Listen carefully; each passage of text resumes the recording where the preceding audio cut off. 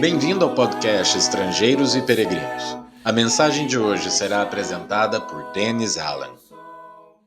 A Bíblia contém muitas belas histórias, mas você já percebeu que também inclui algumas feias? Sem dúvida, os últimos 3 capítulos do livro de Juízes contam uma das histórias mais feias de toda a Bíblia. É um exemplo de como os pecados de pessoas que desrespeitam a vontade de Deus podem causar danos graves para elas mesmas e para muitas outras pessoas. Um casal de viajantes, acompanhado por um servo, parou uma noite na cidade de Gibeá, que pertencia à tribo de Benjamim, uma das 12 tribos de Israel.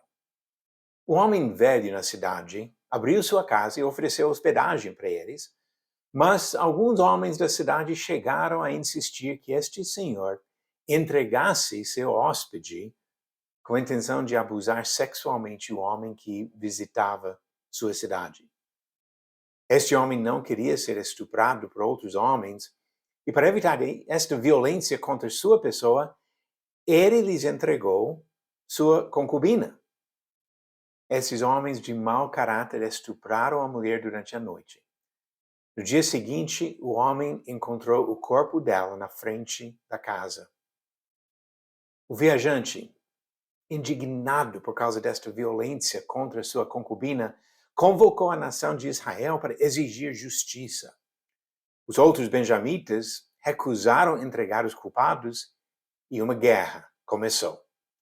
Nos primeiros 2 dias da batalha, as tribos que se consideravam justas perderam 40.000 homens, mais do que todos os soldados de Benjamim.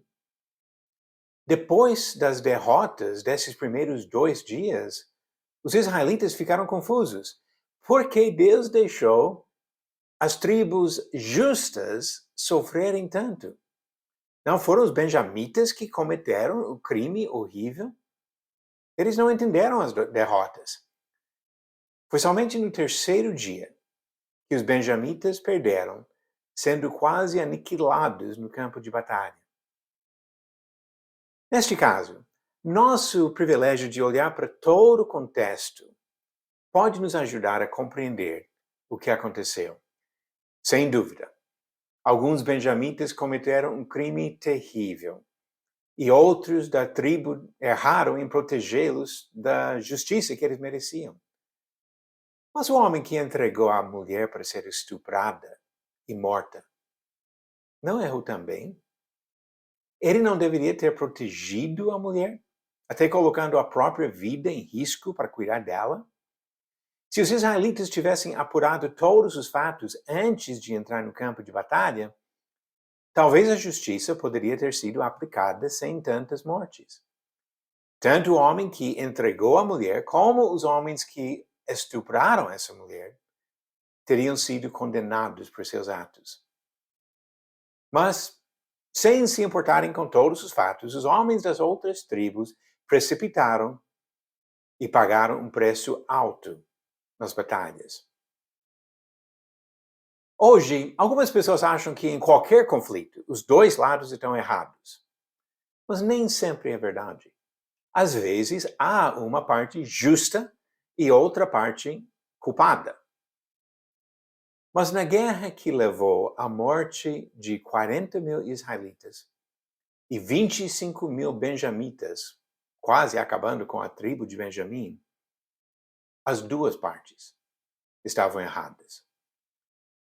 Essa história é uma maneira dramática e trágica de nos lembrar da importância de sermos justos. Seja uma mãe cuidando de seus filhos pequenos, um professor resolvendo um problema entre alunos, um juiz mediando uma disputa entre cidadãos ou irmãos em Cristo tentando resolver um problema numa igreja. O mesmo princípio se aplica. Precisa ouvir os 2 lados da história e avaliar os fatos com imparcialidade. Quando alguém se queixa de outro, lembre-se do princípio de Provérbios 18, versículo 17. O que começa o pleito parece justo, até que vem o outro e o examina. Se ouvir apenas um lado da história, Pode ser movido por compaixão e amizade a concordar com a pessoa que traz a queixa. Mas quando ouvir o outro lado, sua opinião pode mudar.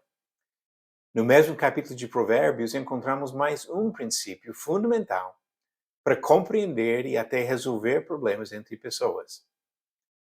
Responder antes de ouvir é estultícia e vergonha. Provérbios 18, versículo 13.